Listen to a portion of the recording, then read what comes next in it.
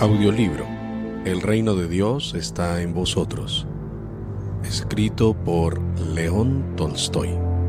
Capítulo 5. La contradicción entre nuestra vida y nuestra conciencia cristiana.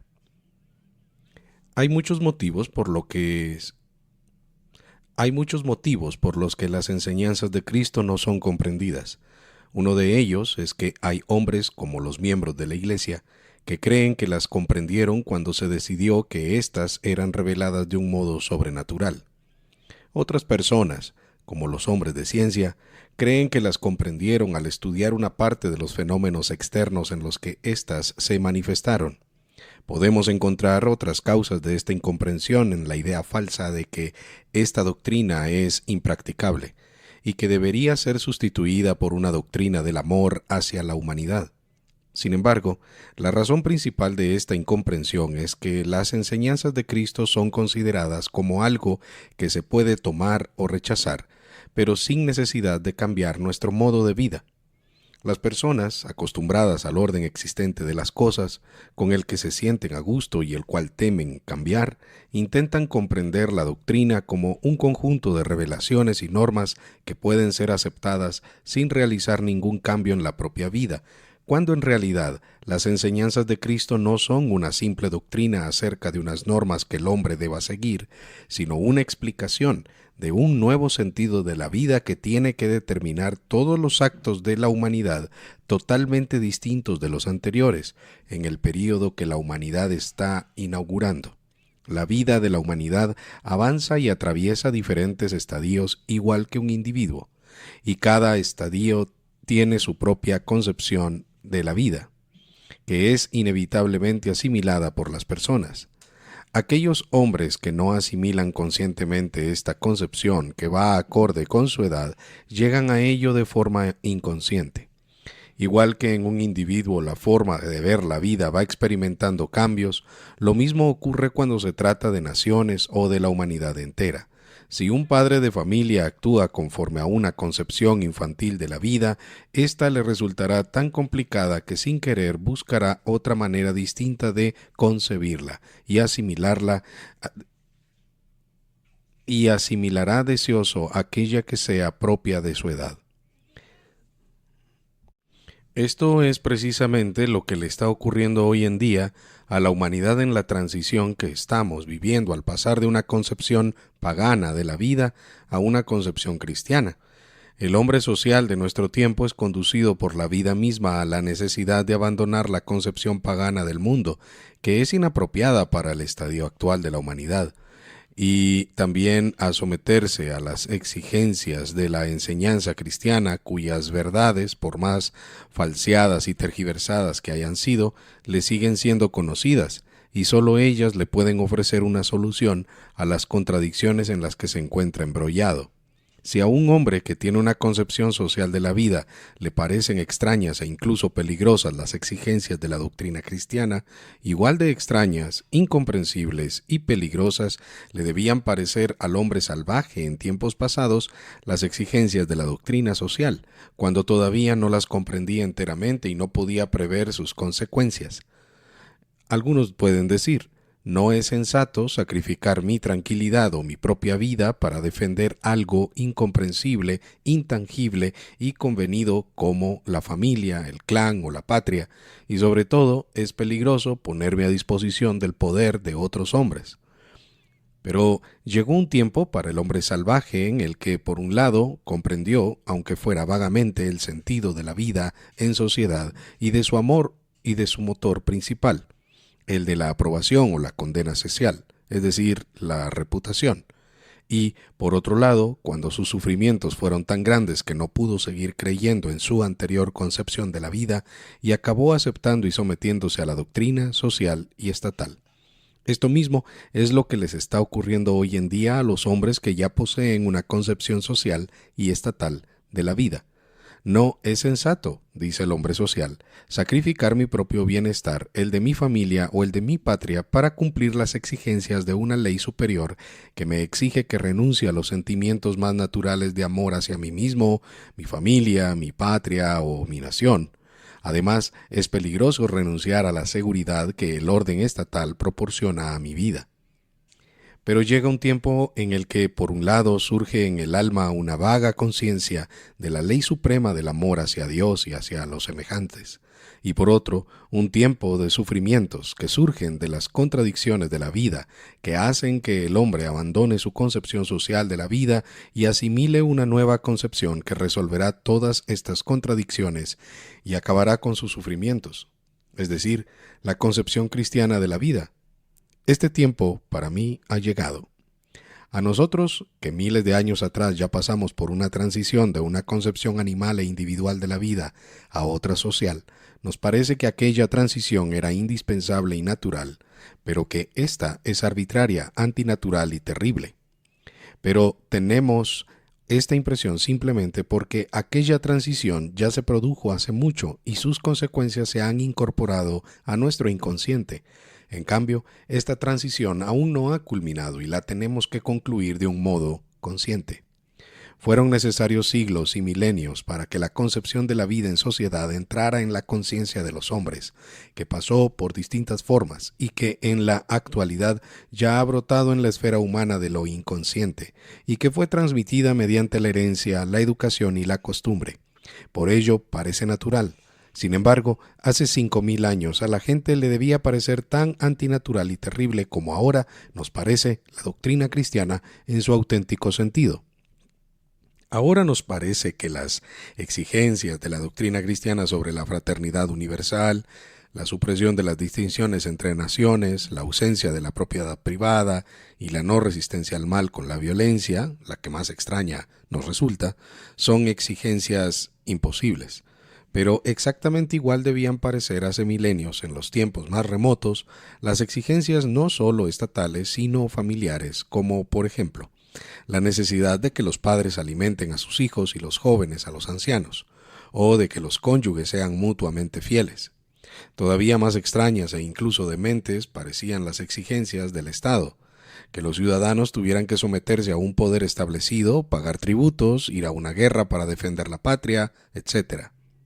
Ahora nos parece que tales exigencias son de lo más simple, comprensible, natural, y que no tienen nada de místico ni extraño, pero hace 5 o 6,000 años atrás estas exigencias parecían imposibles.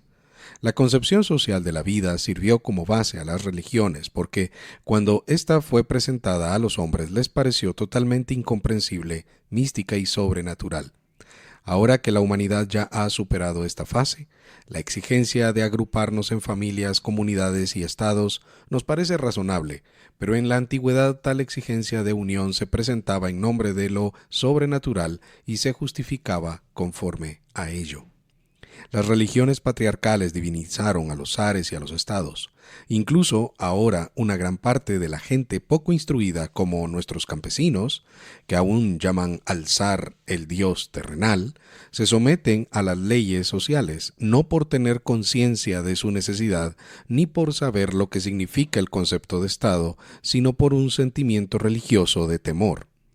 De este mismo modo perciben la doctrina cristiana los hombres que poseen una visión social o pagana del mundo, con el aspecto de una religión sobrenatural, cuando en realidad esta religión no contiene en sí misma nada misterioso, místico ni sobrenatural, ya que se trata simplemente de una doctrina sobre la vida, propia del desarrollo material de la humanidad y del estadio en el que se encuentra, y que inevitablemente tendrá que acabar aceptando.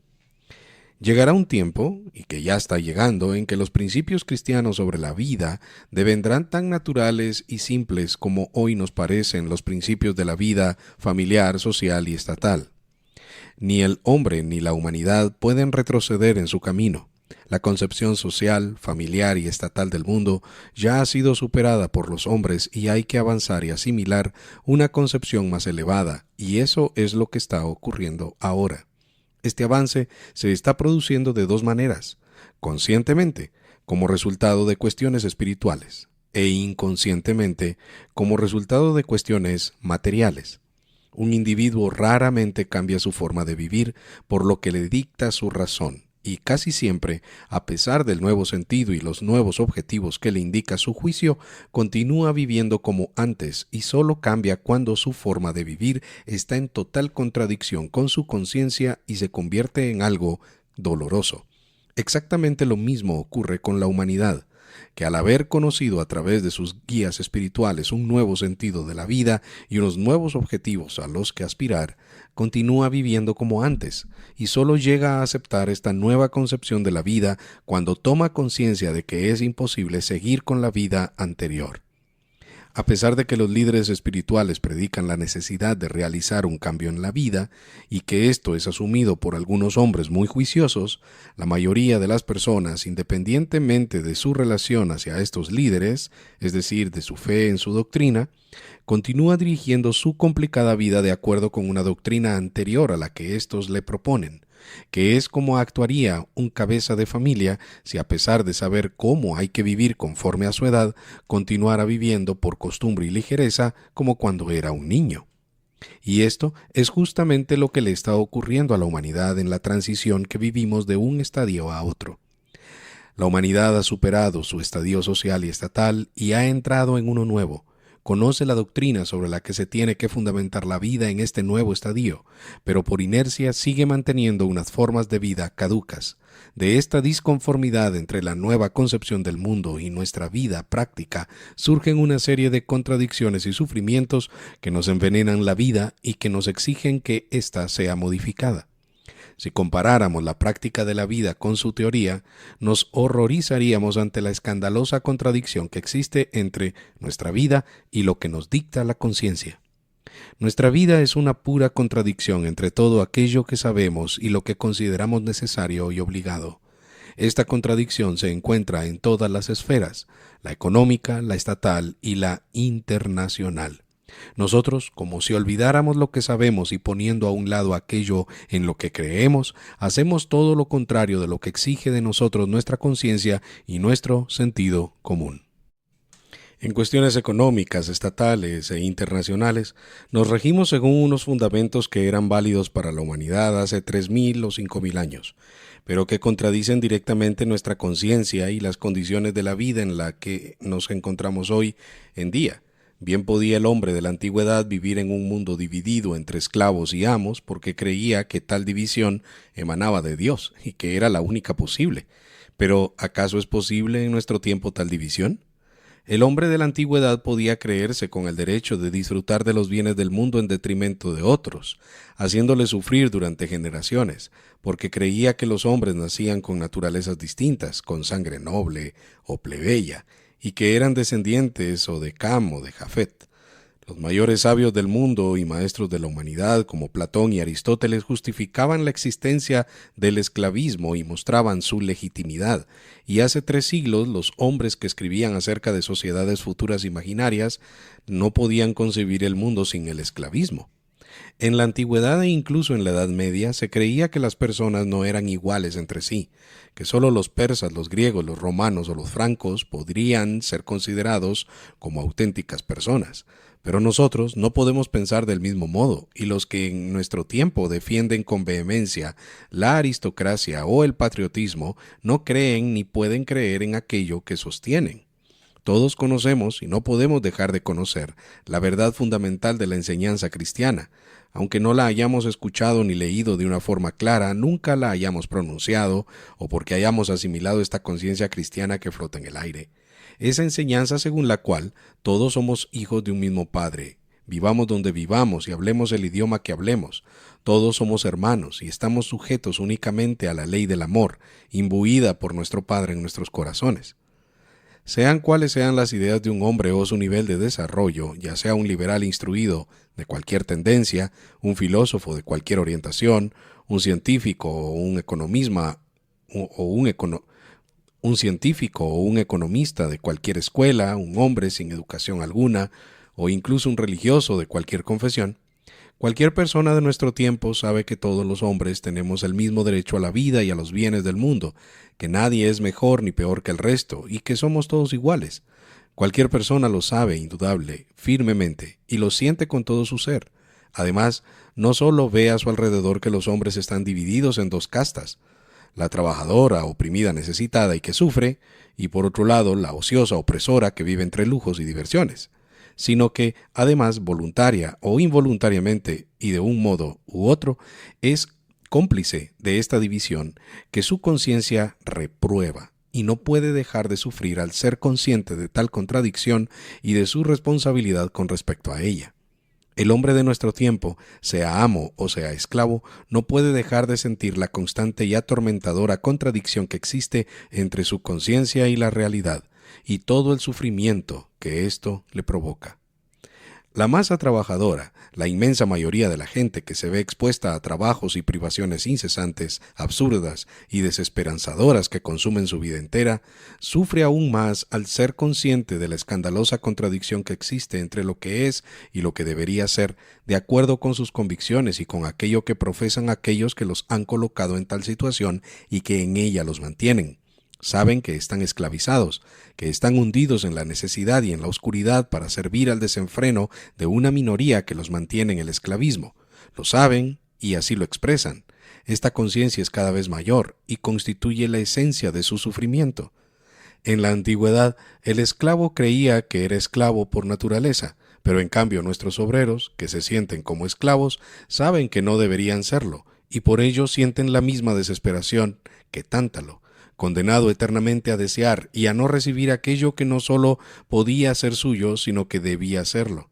Los sufrimientos de las clases trabajadoras causados por la contradicción entre lo que es y lo que debería ser, multiplican por 10 su envidia y su odio, nacido de esta conciencia.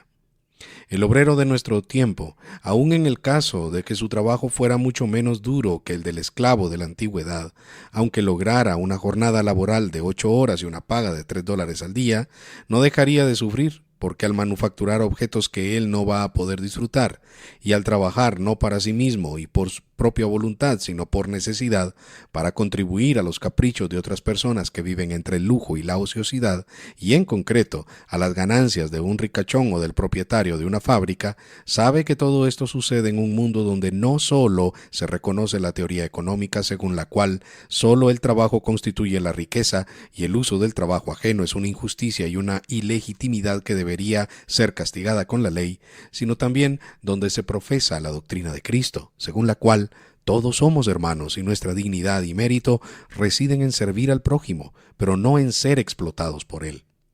Es consciente de todo esto y no puede evitar atormentarse por esta inadmisible contradicción entre lo que debería ser y lo que es. Según todos los principios y según lo que todo el mundo profesa, se dice el obrero, yo debería ser libre, igual a todos los hombres, querido. En cambio, soy un esclavo, soy humillado y soy odiado. Y él mismo siente odio y busca el medio de salir de esta situación, de derrocar al enemigo que le tiene dominado y sentarse encima de él. Hay quien dice, los obreros no tienen razón en querer ocupar el lugar de los capitalistas ni en que los pobres ocupen el de los ricos. Pero esto no es justo. Los obreros y los pobres no tendrían razón si pretendieran conseguir esto en un mundo en el que Dios hubiera establecido una división entre amos y esclavos, ricos y pobres. Sin embargo, lo pretenden en un mundo donde se profesa la doctrina del Evangelio, que establece en primer lugar que todos somos hijos de Dios y por tanto hermanos e iguales los unos a los otros. Y no se puede ocultar, por más que algunos lo intenten, que una de las condiciones fundamentales de toda vida cristiana es el amor, y no en palabras, sino en hechos.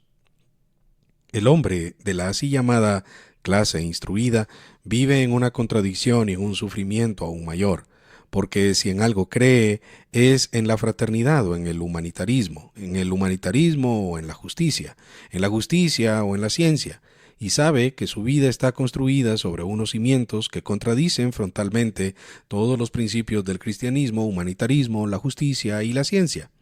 Sabe que todos los hábitos en los que ha sido educado y cuya privación le supondrían un tormento son satisfechos a costa del penoso y con frecuencia terrible trabajo de trabajadores oprimidos, es decir, a costa de contravenir de la forma más evidente y burda los principios del cristianismo, el humanitarismo, la justicia e incluso la ciencia que él mismo profesa.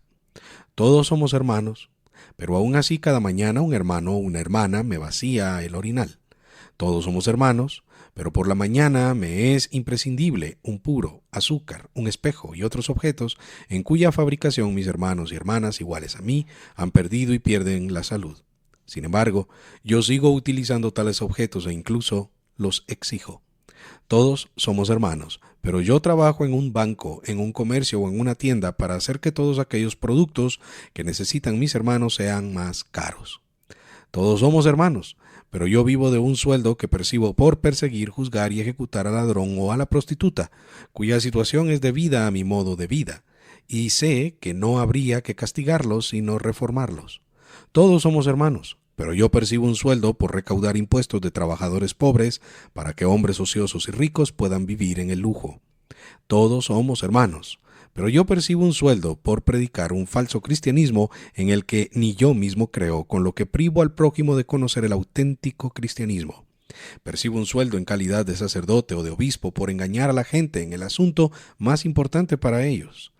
Todos somos hermanos, pero cedo a los pobres mi labor pedagógica, médica o literaria únicamente a cambio de dinero.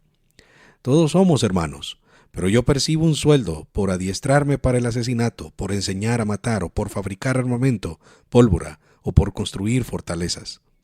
Toda la vida de las clases altas es una pura contradicción, más dolorosa cuanto más sensible es la conciencia moral de la persona. Una persona con una conciencia sensible no puede evitar sufrir si vive una vida como esta. El único modo que tiene de librarse de este sufrimiento es acallando su conciencia, pero aunque lo logre, no podrá ahogar su miedo. Las personas insensibles de las clases altas y opresoras que han acallado su conciencia, si no sufren por ella, sí lo hacen por el miedo y el odio. No pueden evitar el sufrimiento.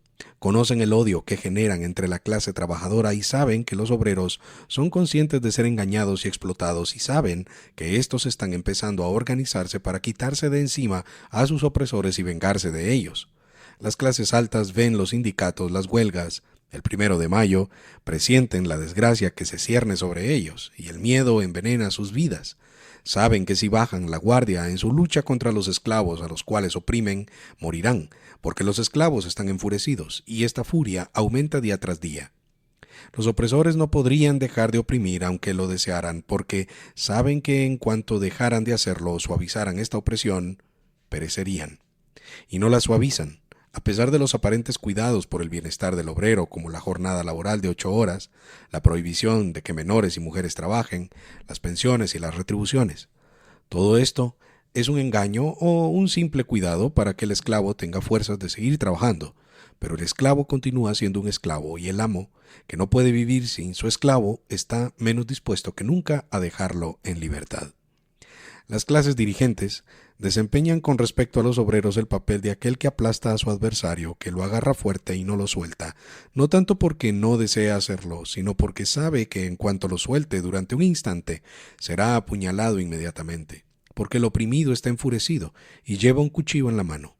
Por tanto, nuestras clases acaudaladas, sean sensibles o no, no pueden gozar de los bienes que robaron a los pobres tal y como hacían los antiguos, ya que aquellos creían tener ese derecho. Toda su vida y todos sus deleites están envenenados por los remordimientos de conciencia o por el miedo. Hasta aquí en cuanto a la contradicción económica.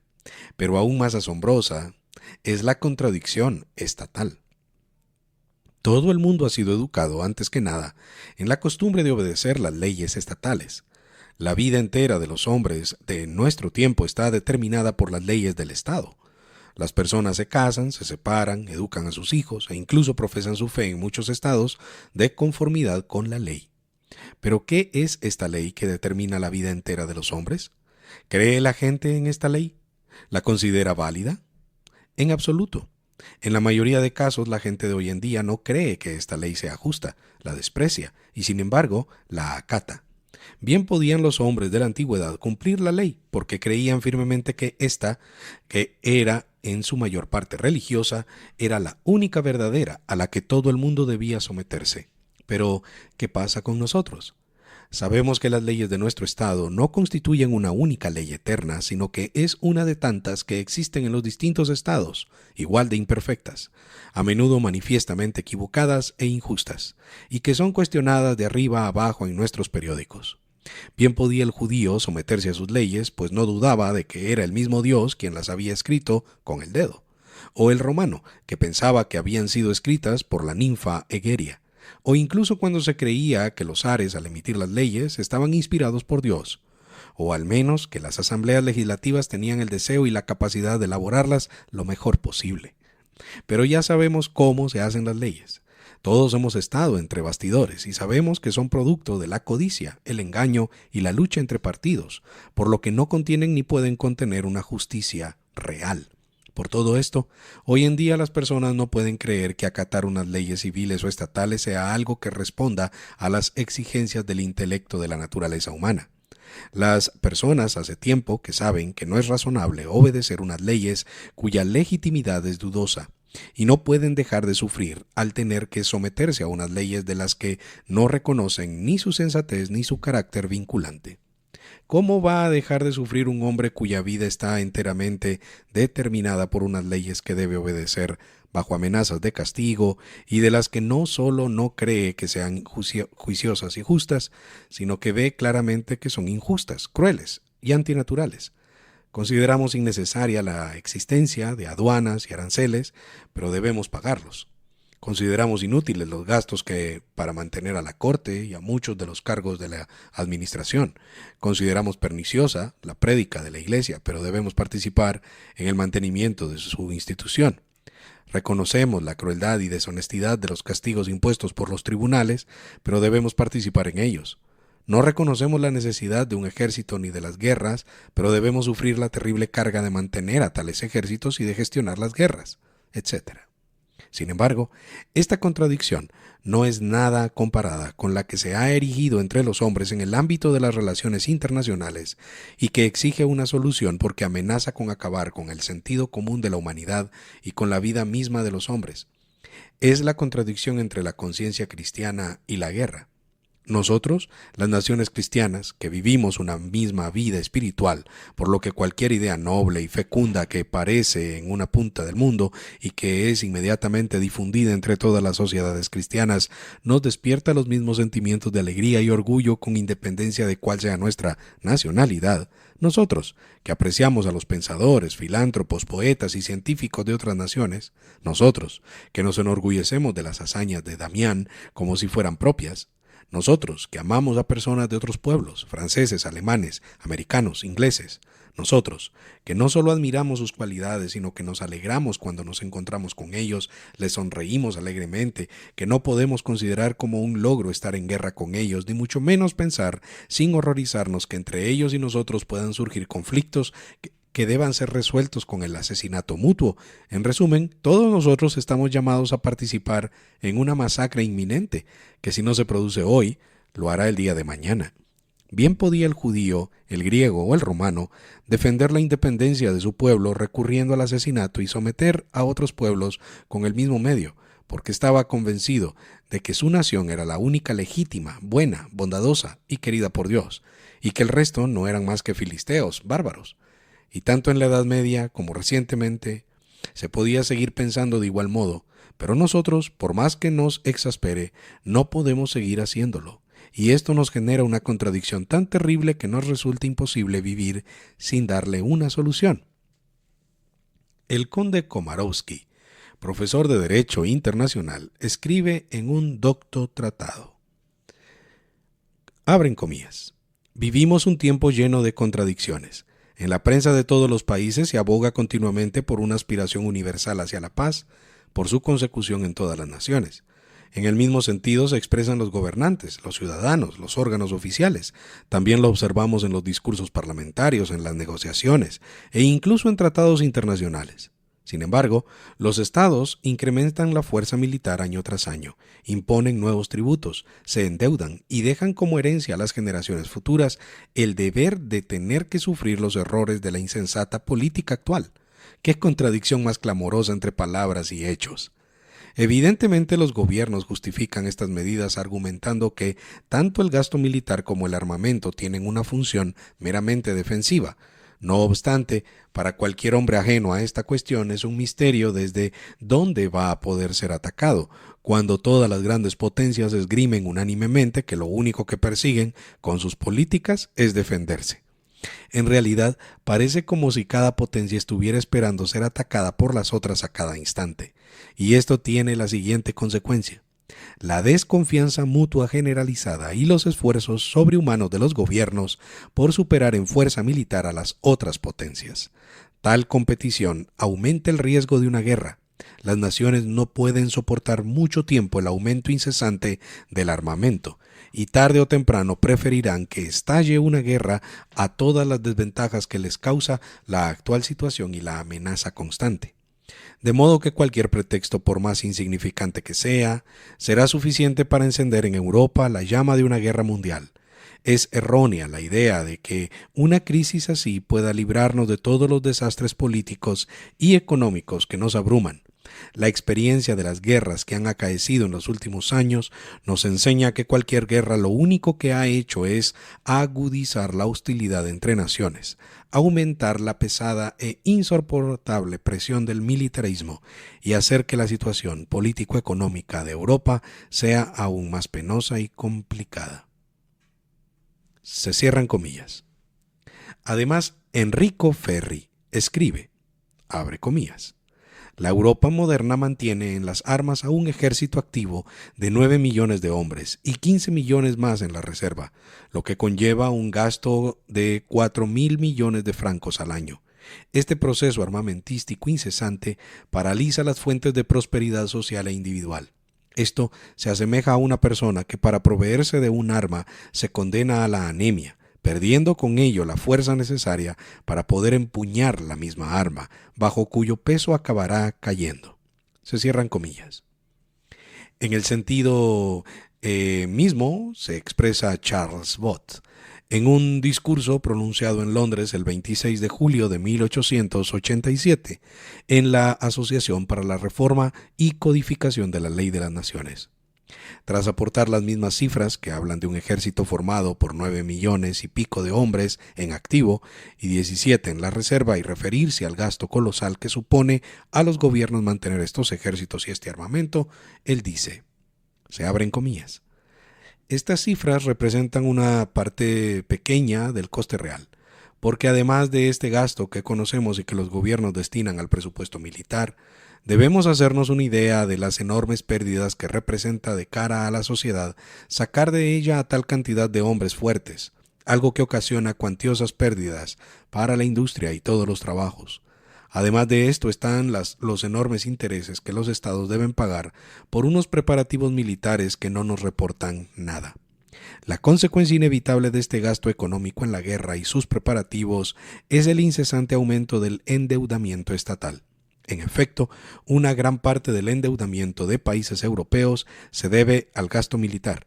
La suma total asciende a 4.000 millones de libras o a 40.000 millones de rublos, y este gasto no deja de aumentar año tras año. Se cierran paréntesis.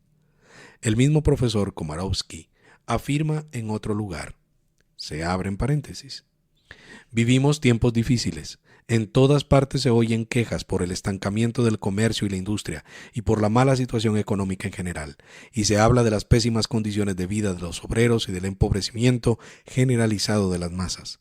A pesar de esto, los gobiernos, en su esfuerzo por mantener su independencia, llegan hasta el extremo de la insensatez, inventando nuevos impuestos y tributos por doquier, y la asfixia financiera de las naciones no conoce límites. Si echamos un vistazo a los presupuestos de los países europeos de los últimos 100 años, lo primero que nos asombra es su progresivo y rápido aumento. ¿Cómo podemos explicar este fenómeno extraordinario que tarde o temprano nos conducirá a una bancarrota inevitable? Esto sucede sin lugar a dudas debido al coste que genera mantener los ejércitos, que devoran un tercio e incluso la mitad del presupuesto de todos los países europeos. Lo más triste es que este aumento de los presupuestos y el empobrecimiento de las masas parece no tener fin. ¿Qué es el socialismo sino una protesta contra esta situación absolutamente anormal en la que se encuentra una gran parte de la población de nuestra sociedad? Se cierran comillas. En un discurso que pronunció en el último Congreso de la Paz Mundial organizado en Londres en 1890, Frédéric Passy afirmó, se abren comillas, nos estamos arruinando por querer participar en futuras masacres, o por tener que pagar los intereses de las deudas que generaron masacres de mentes y criminales en el pasado. Nos estamos muriendo de hambre para poder seguir matando. Se cierran comillas. Más adelante, en referencia a cómo se contempla esta situación en Francia, este mismo hombre dijo, se abren comillas. Creemos que 100 años después de la promulgación de los derechos del hombre y del ciudadano ha llegado el tiempo de reconocer los derechos de las naciones y de abandonar de una vez por todas estas empresas del miedo y el gran engaño denominadas conquistas, que no son más que auténticos crímenes contra la humanidad y que, independientemente de cómo sean consideradas por la ambición de los monarcas y por el orgullo de las naciones, lo único que hacen es debilitar incluso a los mismos triunfadores. Se cierran comillas. En el mismo Congreso, Sir Wilfrid Lawson dijo, se abren comillas, me sorprende la educación religiosa que recibimos en nuestro país. Un niño acude a la escuela dominical donde le enseñan, querido niño, debes amar a tus enemigos. Si un compañero te golpea, no debes pagarle con la misma moneda, sino corregirle mediante el amor. Bien, el niño va a la escuela dominical hasta los 14 o 15 años y después lo envían al ejército. ¿Y qué hará en el ejército? No puede amar al enemigo, sino todo lo contrario. Si se llega a topar con él, le tendrá que atravesar con su bayoneta. Así es la educación religiosa en nuestro país. No creo que este sea el mejor modo de cumplir los preceptos de la religión. Considero que si para un niño es bueno amar al enemigo, también lo es para un adulto. En Europa contamos con 28 millones de hombres armados para resolver nuestras disputas, y en vez de recurrir al diálogo, recurrimos al asesinato mutuo. Este es el método habitual con el que las naciones cristianas resuelven sus disputas. Por otro lado, este método resulta muy caro, porque según un cálculo que leí, los países europeos se han gastado desde 1872 la desmesurada cantidad de 15.000 millones de rublos en la preparación y resolución de conflictos, mediante el asesinato mutuo. Por tanto, me parece que ante un orden de las cosas como este, debemos asumir una de estas dos tesis, o que el cristianismo es un fracaso, o que aquellos que se han dedicado a interpretarlo lo han hecho de un modo erróneo. Se cierran comillas. En ese mismo congreso, F. Jowett Wilson afirma, se abren comillas, hasta que nuestros acorazados no sean desarmados y nuestro ejército disuelto, no tenemos derecho a llamarnos una nación cristiana. Se cierran comillas. En una conferencia acerca del deber de los pastores cristianos de predicar en contra de la guerra, G. D. Bartlett dijo, entre otras cosas, se abren comillas, si algo entiendo de las Escrituras, puedo asegurar que cuando la gente ignora, es decir, cuando silencia la cuestión de la guerra, está jugando con el cristianismo. Durante mi larga vida, apenas en media docena de ocasiones, he oído a nuestros pastores predicar la paz mundial. Hace 20 años dije en una sala ante 40 personas que la guerra y el cristianismo son inconciliables, y todo el mundo me miró como a un fanático chiflado. La idea de que podemos vivir sin guerra fue tomada como una debilidad imperdonable y como una locura. Se cierran comillas. En el mismo sentido se pronunció el sacerdote católico Abbé de Fourny. Se abren comillas. Uno de los primeros preceptos de la ley eterna, grabada en la conciencia de todo hombre, es la prohibición de quitar la vida a un semejante, de derramar su sangre. Este es uno de los preceptos que más hondo se ha grabado en el corazón humano. Sin embargo, en cuanto se trata de la guerra, es decir, del derramamiento de ríos de sangre humana, los hombres de hoy en día ya no se preocupan de que exista una razón suficiente. Aquellos que toman parte en una guerra ni siquiera se plantean si estas innumerables matanzas tienen alguna justificación, si son justas o no, si son legítimas o no, si son inocentes o criminales, si infringen o no la ley principal que prohíbe matar.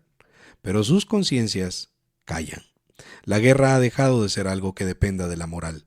Para los militares no existe otra alegría en lo que hacen ni en los riesgos que corren que no sea proclamarse vencedores, ni otra desgracia que no sea ser derrotados. Y no me digáis que lo que hacen es servir a la patria. Hace ya mucho tiempo un gran genio respondió a esto con unas palabras que se han convertido en un proverbio. Él dijo: sin justicia, ¿qué es un Estado? ¿Sino una cuadrilla de bandidos? ¿Y acaso una cuadrilla de bandidos no es un pequeño Estado? También las cuadrillas tienen sus leyes. Y también ellos luchan por un botín e incluso por honor. El objetivo de esta institución es que las naciones europeas dejen de ser naciones de ladrones y que sus ejércitos dejen de ser cuadrillas de bandidos y ladrones. En efecto, nuestros ejércitos no son más que muchedumbres de esclavos que pertenecen a uno o dos gobernantes o ministros que, como bien sabemos, ejercen su poder sobre ellos de un modo tiránico, sin responsabilidad alguna. La singularidad de un esclavo es la de estar en manos de su amo, es un objeto, un utensilio, pero no es una persona. Y así son los soldados, los oficiales y los generales, que se dirigen a la matanza y al asesinato por capricho de uno o varios gobernantes. El esclavismo militar existe y es el peor de todos, sobre todo ahora, cuando con la obligación de servir en el ejército se está encadenando del cuello a todos los hombres libres y fuertes de la nación, para hacer de ellos máquinas de matar, verdugos, carniceros de carne humana, ya que solo con este fin son reclutados y entrenados. 2 o 3 gobernantes se reúnen en un despacho. Llegan a algún acuerdo secreto sin que quede constancia en ningún acta, sin hacer publicidad de ello, y por tanto libres de responsabilidad, y envían a la gente a una matanza. Se cierran comillas. A.G. Moneta escribió, se abren comillas: las protestas contra el proceso armamentístico que tanto oprime a la población no son algo nuevo de nuestro tiempo. Lidd lo escribió, Montesquieu en su día. Francia perecerá a causa de los militares. Una nueva enfermedad se ha propagado por Europa, ha alcanzado a los soberanos y les induce a mantener una cantidad imposible de tropas. Esta enfermedad es tan contagiosa que en cuanto un estado aumenta sus tropas, inmediatamente el resto de estados le imitan. Así pues, nada se consigue con todo esto que no sea el exterminio general. Cada gobierno mantiene tantas tropas como las que serían necesarias si su pueblo estuviera amenazado con ser aniquilado, y la gente llama paz a este estado de tensión de todos contra todos. Por ello, Europa está tan arruinada, y si un individuo se encontrara en la misma situación que los gobiernos de esta parte del mundo, aunque fuera el más rico de todos, no tendría de qué vivir. Somos pobres a pesar de poseer riquezas y de dominar el comercio del mundo entero.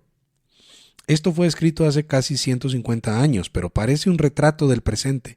Una sola cosa ha cambiado: la forma de gobierno. En tiempos de Montesquieu, aducían que la causa de que hubiera tan elevado número de tropas residía en el poder ilimitado que ostentaban los reyes, que batallaban con la esperanza de aumentar sus posesiones mediante victorias para cubrirse de gloria. En aquel entonces decían: ay, si el pueblo pudiera escoger a representantes que pudieran denegarle a los gobiernos soldados y dinero, llegaría el fin de toda política militar. Ahora en casi toda Europa encontramos gobiernos representativos y a pesar de esto tanto el gasto militar como los preparativos de guerra han aumentado en una proporción terrible. Es evidente que la locura de los soberanos se contagió a las clases dirigentes. Ahora ya no se lucha porque un rey haya sido descortés con la amante de otro, como ocurría en tiempos de Luis XIV. Ahora, exagerando los honorables y naturales sentimientos de orgullo nacional y de patriotismo, y excitando a la opinión pública de una nación contra la otra, se llega al extremo de que cualquier cosa que se diga, aunque se trate de una noticia falsa, sea suficiente para que se desencadene la guerra más cruel y mortífera de todas cuantas haya habido antes. Hoy en día, Europa mantiene con las armas a más soldados que los que había durante las guerras napoleónicas. Todos los ciudadanos, salvo contadas excepciones, son obligados en nuestro continente a pasar varios años de su vida en cuarteles. Se construyen fortalezas, arsenales y navíos. Se fabrican armas, sin cesar, que son rápidamente sustituidas por otras porque la ciencia, que tendría que velar siempre por el bien de la humanidad, es por desgracia cómplice de este afán destructor y no deja de inventar novedosos métodos para matar al mayor número de personas en el período más breve de tiempo posible. Para mantener a tantos soldados y los descomunales preparativos necesarios destinados al asesinato, cada año se gastan centenares de millones, cantidades que serían suficientes para la educación del pueblo o acometer una labor impresionante de interés general que permitiría solucionar pacíficamente la cuestión social. Por todo esta Europa se encuentra en este sentido y a pesar de todos nuestros avances en la ciencia, en la misma situación en la que se encontraba en los peores tiempos de la brutal Edad Media. Todo el mundo se queja de esta situación, que no se puede calificar de guerra, pero tampoco de paz, y desearía salir de ella. Los jefes de gobierno aseguran que quieren la paz y compiten entre ellos en realizar las declaraciones más solemnes y pacificadoras. Pero el mismo día o al siguiente presentan en la Asamblea Legislativa una propuesta para aumentar el armamento y dicen que toman tales precauciones precisamente a fin de garantizar la paz. Sin embargo, este no es el tipo de paz que ansiamos, y con esto no consiguen engañar a nadie. La verdadera paz se cimienta sobre la mutua confianza, y este ingente proceso armamentístico demuestra una desconfianza clara y extrema, una hostilidad abierta entre los estados. ¿Qué diríamos de un hombre el cual, para mostrar su amistad a su vecino, le invitara a resolver sus diferencias con un revólver cargado en la mano? Y precisamente es con esta escandalosa contradicción entre las pacíficas declaraciones de los gobiernos y su política belicista con lo que los ciudadanos de buen corazón quieren acabar, cueste lo que cueste. Se cierran comillas. Hay quien se sorprende de que en Europa se produzcan cada año 60,000 suicidios. Y eso, contando solo los que son reconocidos y registrados, y sin incluir a Rusia ni a Turquía. Pero de lo que cabe sorprenderse no es de que haya tantos suicidios, sino de que haya tan pocos. Cualquier persona de nuestro tiempo, si examina detenidamente la contradicción que existe entre su conciencia y su vida, llega a un estado de absoluta desolación. Ya sin entrar en todas las otras contradicciones existentes entre vida y conciencia que llenan la vida del hombre moderno. Basta con esta última contradicción entre la situación bélica en la que se encuentra Europa y las creencias cristianas para que una persona se desespere, dude de la sensatez de la naturaleza humana y no quiera seguir viviendo en este mundo loco y brutal. Esta contradicción bélica, que encierra la quintesencia de todas las demás, es tan terrible que uno solo puede vivir si no piensa en ella, o si la consigue olvidar. ¿Cómo es posible? Somos todos cristianos y no solo profesamos el amor mutuo, sino que realmente vivimos una vida común, nuestra vida late con un mismo pulso, nos ayudamos mutuamente, aprendemos los unos de los otros y cada vez más nos aproximamos más unos a otros con amor. En este acercamiento está el sentido de toda la vida, pero mañana vendrá cualquier gobernante chiflado, dirá cualquier tontería, otro le responderá del mismo modo, y yo tendré que ir a jugarme la vida y asesinar a personas que no solo no me han hecho nada, sino a las que quiero. Y esto no es una remota posibilidad, sino algo para lo que nos estamos preparando. No se trata de un suceso solo probable, sino del todo inevitable. Es suficiente con que alguien tome conciencia plena de esto para que se vuelva loco o se pegue un tiro. Y eso es precisamente lo que ocurre, y con especial frecuencia, entre los militares. En cuanto alguien toma conciencia plena sobre esto, aunque solo sea durante un instante, se ve empujado a tal desenlace. Solo así se puede explicar el horrible empeño con el que la gente de hoy en día trata de atontarse, valiéndose de alcohol, tabaco, opio, cartas, lectura de periódicos, viajes o cualquier tipo de espectáculo o entretenimiento. Todos estos pasatiempos son considerados asuntos serios e importantes. Y realmente son importantes. Si no existieran estos medios externos de evasión, la mitad de la gente se pegaría un tiro inmediatamente. Porque vivir en contradicción con tu raciocinio es una situación insoportable. Y en esta situación se encuentra el hombre moderno, que vive en una constante y escandalosa contradicción entre su conciencia y su vida. Estas contradicciones se reflejan en las relaciones económicas y estatales, pero la más salvaje de todas es la que existe entre la ley cristiana que nos habla de fraternidad de los hombres y el servicio militar obligatorio. Esto es, tener que estar preparados para odiar y matar. Es la contradicción de tener que ser cristianos y gladiadores al mismo tiempo.